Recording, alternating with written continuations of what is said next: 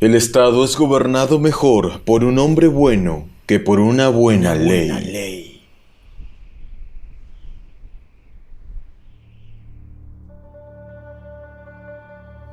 Aunque desconocido por la mayoría, la vida de Silón de Atenas resulta de gran importancia para entender la situación en la que se hallaba la polis de los atenienses en época arcaica.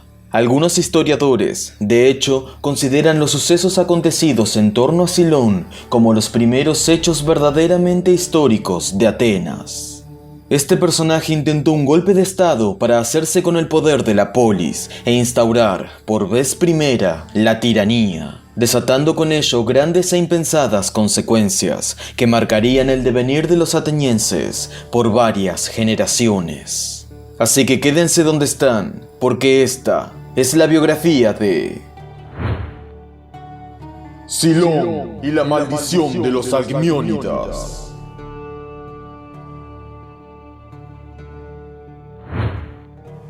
Silón nació en Atenas a mediados del siglo VII antes de la era común, en una época en la que la democracia aún no existía, sino que era la aristocracia la que decidía la suerte del pueblo, oprimiéndolo con deudas e impuestos.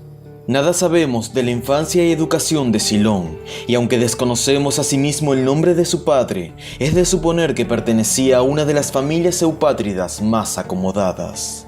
Sí sabemos, en cambio, que tuvo al menos un hermano menor. Olimpiónica. Los primeros hechos ciertos que tenemos de Silón se remontan al año 640 antes de la era común, año en el que participó de los Juegos Olímpicos, coronándose vencedor en el diaulo o carrera doble, y obteniendo con ello gran fama y admiración entre los atenienses. Gracias a su reputación como olimpiónica o ganador de los Juegos Olímpicos, pudo acceder al cargo de arconte, que ya por entonces duraba solo un año. No mucho después, se casó con la hija de Teágenes de Mégara, a pesar de que éste pertenecía a la polis rival de Atenas. De Teágenes se cuenta que llegó al poder en Mégara después de robar y sacrificar el ganado de los aristócratas que detentaban el control de la ciudad y que vejaban a los pobres con impuestos imposibles de pagar. Apoyado por las clases bajas, Teágenes consiguió alzarse como tirano de los megarenses. La situación social de la Atenas de Silón no era muy distinta de la que encontraríamos una generación después con Solón. Los poderosos aseguraban su riqueza trabajando las mejores tierras para cultivo, mientras los demás tenían que contentarse con pobres parcelas de tierra, o bien ponerse al servicio de los ricos por solo una sexta parte de los beneficios. Muchos, incluso, terminaban endeudándose, poniendo como garantía lo único que tenían: su libertad. Semejante crisis social no era exclusiva de Atenas. Varias ciudades de Grecia padecían idéntico problema, y casi siempre todo terminaba de la misma forma, con levantamientos violentos y tomas ilegítimas del poder, dando paso a la figura de los tiranos. Silón no era ajeno a estos problemas, e influenciado probablemente por su suegro Teágenes, deseó hacerse con el control de la polis. Tramó entonces un golpe de estado, acaso el primero de la larga historia de Atenas, con el fin de usurpar el poder y repartir equitativamente las tierras. Las cosas, sin embargo, no saldrían según lo planeado. La conjura siloniana.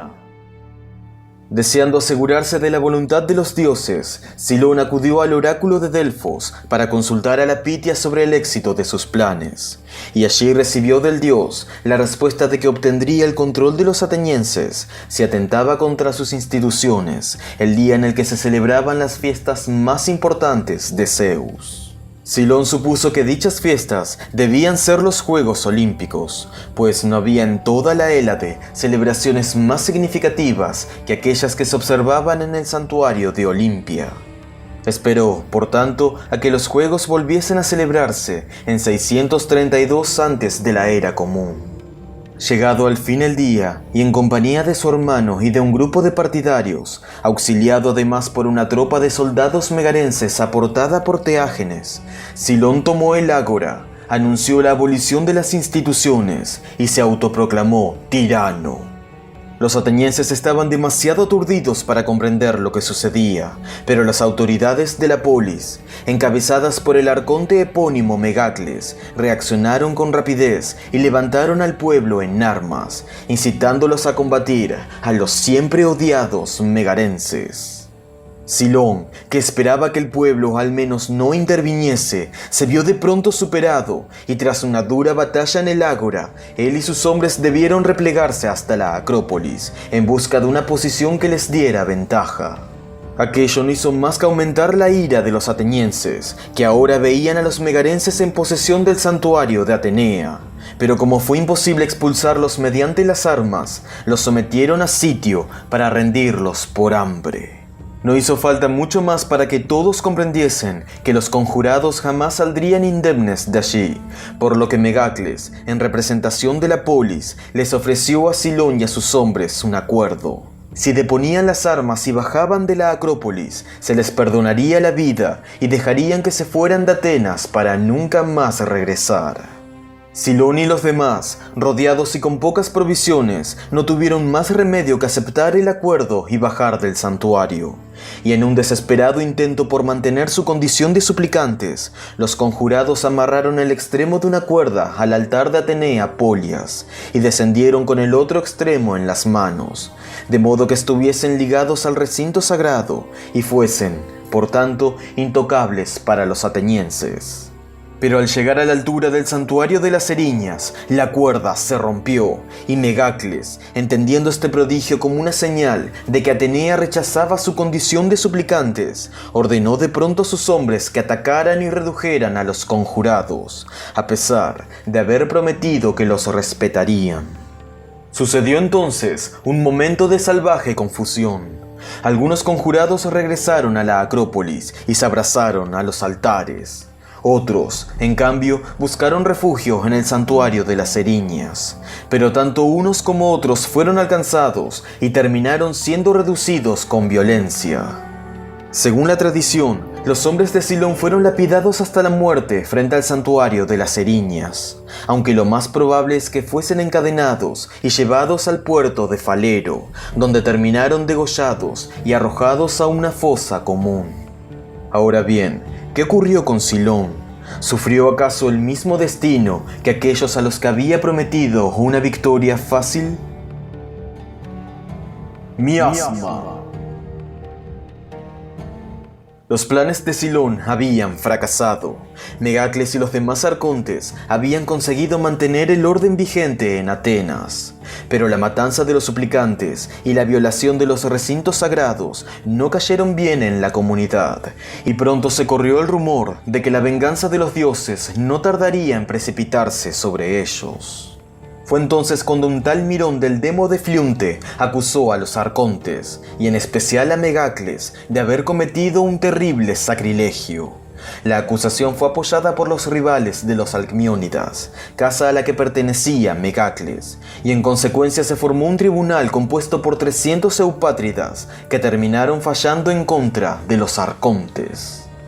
El tribunal de los 300 decidió que no solo Megacles debía ser desterrado, sino también toda su familia, por considerarse la manchada de un miasma imperdonable. Megacles moriría en el exilio y su familia regresaría a Atenas recién 29 años después, en 595 antes de la era común, gracias a una política de reconciliación llevada a cabo por Solón. Los atenienses, sin embargo, aún recordaban el asesinato de los conjurados de Silón y empezaron a presionar para que los alcmiónidas volviesen a ser expulsados. Se volvió a reunir un nuevo tribunal para decidir al respecto, y otra vez los descendientes de Megacles fueron condenados al exilio, pero en esta ocasión con una injuria inconmensurable. Sus muertos fueron desenterrados y arrojados más allá de los límites del Ática. Los atenienses enfrentaron un viejo sacrilegio con uno nuevo, y no tardaron en lamentarlo. Poco después de la exhumación de los cadáveres, sucedieron apariciones fantasmagóricas por toda la comarca que enloquecían a los hombres, seguidas por una peste que manchaba la piel de los niños. Por consejo del oráculo, los ciudadanos de Atenas recurrieron al auxilio de Epiménides de Festos para que los purificara. Con todo, los alcmiónidas volverían una tercera vez antes del ascenso de Pisístrato al poder, solo para ser nuevamente expulsados. No sería hasta la muerte de Hipias y la consecuente caída de la tiranía que los descendientes de Megacles retornarían por cuarta y última vez. El peso de la vieja maldición, sin embargo, no se aliviaría con el tiempo y el paso de las generaciones. Algunos de los miembros más destacados de la familia de los alcmiónidas fueron Clístenes, Pericles y Alcibíades, cuyos rivales políticos no dudaron en traer a la memoria del pueblo los sucesos ocurridos tantos años atrás. Gracias a ello, la conjura de Silón nunca fue olvidada. La muerte de Silón. En cuanto a la muerte de Silón, existen dos versiones. En una, cuando Megacles ordenó atacar a los conjurados frente al santuario de las Eriñas, Silón fue uno de los que retrocedió de regreso a la Acrópolis. Allí se sentó junto al altar de Atenea Polias, ubicado frente al arcaico templo de Erecteo, oyendo cómo sus partidarios eran asesinados en la ladera.